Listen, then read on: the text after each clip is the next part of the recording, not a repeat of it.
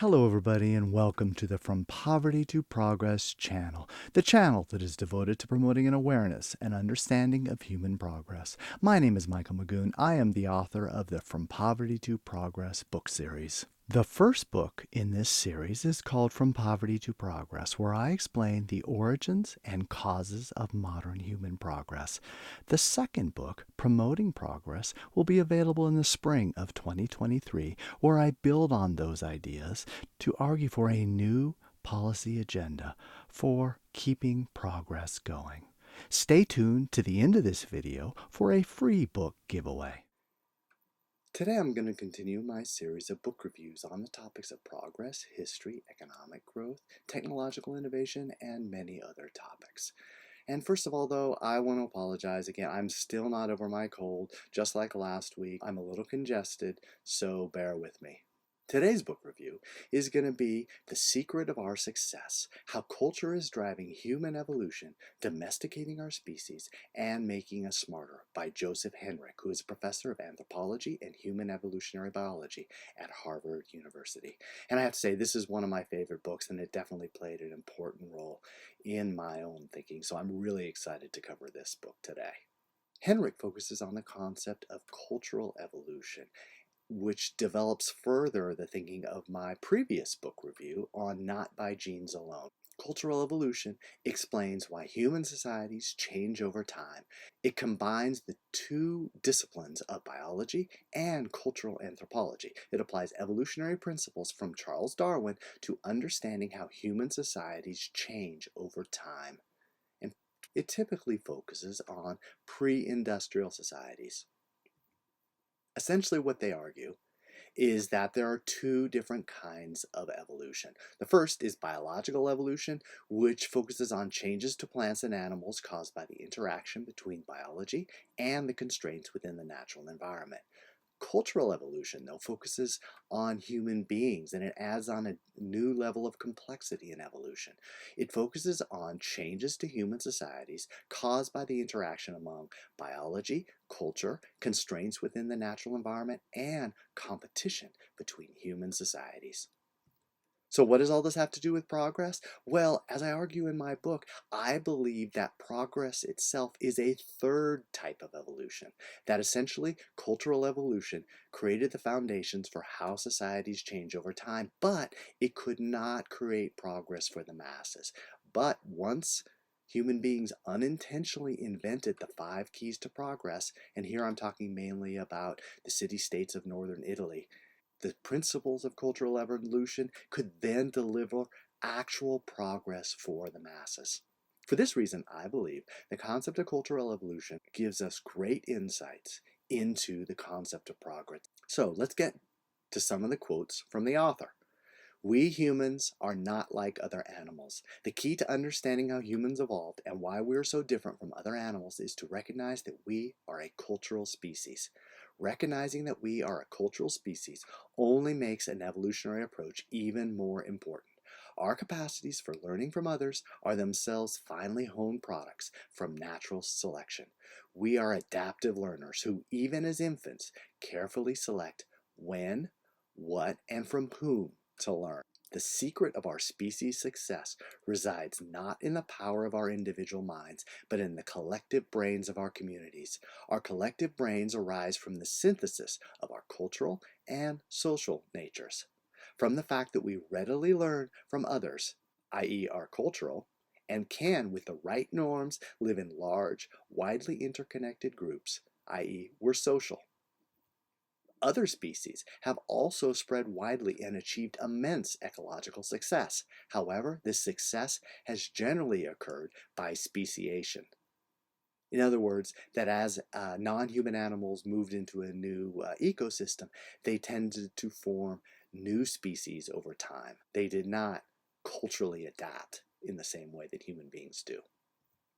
Humans survive neither by our instinctual abilities to find food and shelter, nor by our individual capacities to improvise solutions on the fly to local environmental changes. We can survive because across generations, the selective processes of cultural evolution have assembled packages of cultural adaptations, including tools, practices, and techniques that cannot be devised in a few years, even by a group of highly motivated and cooperative individuals. Moreover, the bearers of these cultural adaptations themselves often don't understand how much of how why they work beyond the understanding necessary for effectively using them. This brings us to a central insight. Rather than opposing cultural with evolutionary or biological explanations, researchers have now developed a rich body of work showing how natural selection acting on genes has shaped our psychology in a manner that generates non-genetic evolutionary processes capable of producing complex cultural adaptations. Culture and cultural evolution are then a consequence of genetically evolved psychological adaptations for learning from other people. That is, natural selection favored genes for building brains with abilities to learn from others. With this intellectual move, cultural explanations become one type of evolutionary explanation. If humans are a cultural species, then one of our most crucial adaptations is our ability to keenly observe and learn from other people. Central to our cultural learning is our ability to make inferences about the goals, preferences, motivations, intentions, beliefs, and strategies in the minds of others. The central argument in this book is that relatively early in our species' evolutionary history, perhaps around the origins of our genus Homo, about 2 million years ago, we cross this evolutionary Rubicon, at which point cultural evolution becomes the primary driver of our species' genetic evolution. Once cultural information began to accumulate and produce cultural adaptations, the main selection pressure on genes revolved around improving our psychological abilities to acquire, store, process, and organize the array of fitness-enhancing skills and practices that became increasingly available in the minds of others in one's group. I call the threshold between typical genetic evolution and the regime of autocatalytic cultural-driven genetic evolution, the Rubicon. As the process continues over generations, the selection pressures only increase. The more selection pressures only increase, the more culture accumulates. This culture-gene co-evolutionary ratchet made us human. Wow, that's a lot to take in there, and I agree with that 100%, and I apply all of that in my book as well. So what are some of the key takeaways we can take from Joseph Henrich's book? He argues, and I agree, that the secret of human success has been our ability to form collective brains that store far greater amounts of information and skills than one person can possibly understand. Humans are a cultural species, and that characteristic is firmly rooted in our genes. This is really, I think, the greatest breakthrough in the whole field of cultural evolution, that our genetics and culture are not separate. They're very closely related to each other. Our ability to have culture comes from our genes, and it adds on a whole new layer of evolutionary change over time. Culture and genes work together in an evolutionary process that is unique to humanity and is the root cause of changes and innovation. So I want to add in a note here about the definitions of culture. It can get a little bit confusing because different people use the term in a different way. Historically, biologists and anthropologists typically view culture and biology as two separate things that do not interact with each other in any way. And they view technology and institutions as being part of culture. In my book and in this series, I use a more typical view of what culture is, which I think fits in well with what the general public sees as culture. Most people do not view technology and institutions as part of culture. They view culture as about language, about religion, about cuisine, about essentially customs that differ between societies. And technology and institutions can potentially go across societies. That is the definition that I use in culture. But I want to stress that's not the definition used by biologists and anthropologists. They use a much more globalized that includes technology and institutions. Now, my book and this series is about progress. My book is not about the changes in human beings that went on more than 1,000 years ago. In my work on progress, I focus much more on technological innovation and institutions. But I believe that you can apply the concepts of cultural evolution to those two fields. Why do I focus on technological innovation? Well, I believe technological innovation is the single most important driving force in causing progress to work. It's not the only thing. Certainly, there are plenty of other things. And I outline that in the video, How Progress Works. But I do believe that technological innovation plays a far greater role in creating progress than it does in other types of cultural change. Getting back to the author. Once a new norm emerges in one group, intergroup competition can grab hold of it and spread it widely through a number of related processes. Over time, history suggests that all pro-social institutions age and eventually collapse at the hands of self-interest, unless they are renewed by the dynamics of intergroup competition. In more recent millennia, especially since the origins of plant and animal domestication some 12,000 years ago, the intensity of intergroup competition has dramatically escalated, driving the rise of increasingly large and complex societies. So you can see that the concepts of cultural evolution not only talk about cultural evolution within a group, but it also focuses on competition between groups. As both Adam Smith and Friedrich Hayek argued, it's our automatic norm following, not our self-interest or our cool rational calculation of future consequences, that often makes us do the right thing and allows our societies to work. This means that how well a society functions depends on its package of social norms. Thus, the world that cultural evolution often creates is one in which different groups possess different social norms and where norm boundaries are often marked by language, dialect, dress, or other markers. So what are some of the key takeaways? Well, I believe that one of the most important points that we can take from this whole field is that change, and here I include progress, in human societies is dependent upon cooperation within groups and competition between groups. We often think of those as two completely different things that are not related, but I think they're very closely related. The more competition there are between groups, then the more cooperation there tends to be within the group, which helps the group. So the competition itself is healthy. It helps the group. Lack of competition tends to undermine the group over time by making people more self-interested. For societies to work, they need group norms that are firmly rooted in reality. If they fail to do so, this disrupts group cooperation or undermines competition with other groups. Typically, these norms come from religion and culture, though more recently, ideology has played a major role. Now, I've made a couple of videos on this channel on this topic, why ideologies threaten progress and where do ideologies come from.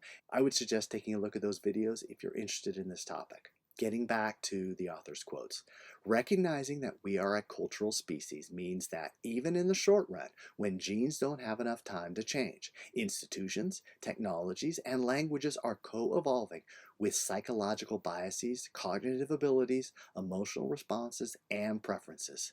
In the longer run, genes are evolving to adapt to these culturally constrained worlds, and this has been, and now is, the primary driver of human genetic evolution. This cultural gene coevolutionary process not only accounts for why our species is so much more cooperative than others, but it also explains why human cooperation, one, varies so much across societies and behavioral boundaries, for example, in food sharing, community defense, or ritual participation. Two, that it has increased so dramatically in the last 10,000 years. Three, is so readily influenced by cultural learning. 4. Relies on the same reputational enforcement mechanisms operating in many non-cooperative domains, like ritual practices and food taboos. And 5. Is sustained by quite different systems of incentives across societies, variously involving rewards, punishment, signals of quality, and selective exploitation of norm violators. Once we understand the importance of collective brains, we begin to see why modern societies vary in their innovativeness. It's not the smartness of individuals or the formal incentives. It is the willingness and the ability of large number of individuals at the knowledge frontier to freely interact, exchange views, disagree, learn from each other, build collaborations, trust strangers, and be wrong. Innovation does not take a genius or a village. It takes a big network of freely interacting minds. And I believe the 5 keys to progress enable that to happen. And those 5 keys are under threat today. So how would I rate this book? Well, I think you can already tell that I really like this book. In fact, this is one of my favorite books of all time. I believe it's the single best book in the field of cultural evolution. And most of what I quoted is about prehistory, but he also does quite a bit about more modern history, which I think is very applicable and interesting. And he's a really good writer, so I would recommend this book. In terms of scope, I would give it a 5-star.